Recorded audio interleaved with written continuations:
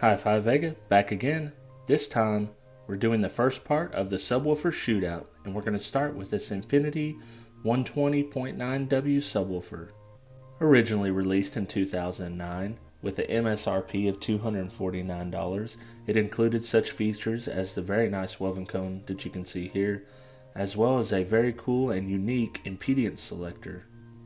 They weren't the first to use this selector switch, but what is unique to Infinity is the fact that you have a 2 and a 4 ohm load to choose from. Most companies who do something like this are using, if they're using dual 4 ohm coils, will give you the option between 2 and 8 ohms. I've done a little bit of research on why this works like this, and I can't really pin down exactly what they're doing. Some people say they're using 3 coils, some people say they're just using 2 and selecting between them. So I'll leave it up to you to decide that. Before we get into the scores, I think it'll be a good thing to review the scoring metrics and the scoring scale.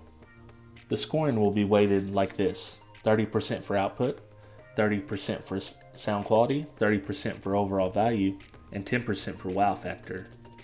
Wow factor is there for a sub that just comes out of the blue and impresses me in some way I wasn't expecting. Now we'll quickly go over the scoring scale.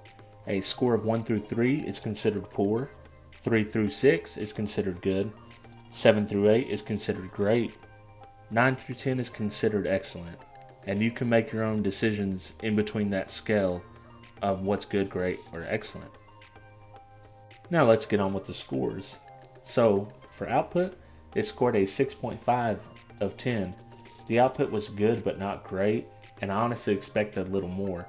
This could be a factor of our quote-unquote prefab box that we built, but all these drivers will be using the same enclosure, so I consider it an even playing field.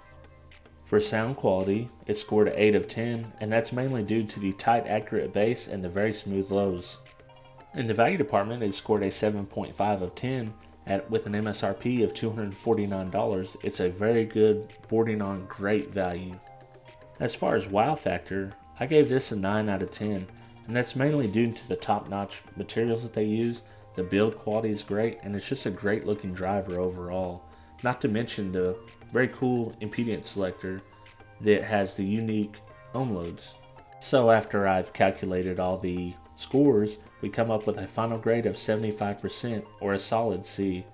What really hurt this driver was the output department, but don't let that discourage you, because honestly, I believe this driver was made for sound quality and people that just want a nice sounding sub at a fair price.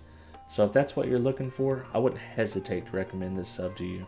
As always, I'd like to thank the subscribers who take the time to like and comment on all my videos, and I'd like to encourage anybody that's new to subscribe and do the same.